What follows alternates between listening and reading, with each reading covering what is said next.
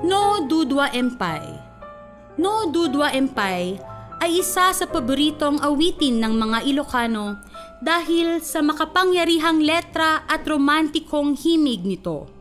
Isinasaad nito ang sakit ng hindi pagtagumpay sa pagmamahal at pilit pa rin itong ipinaglalaban.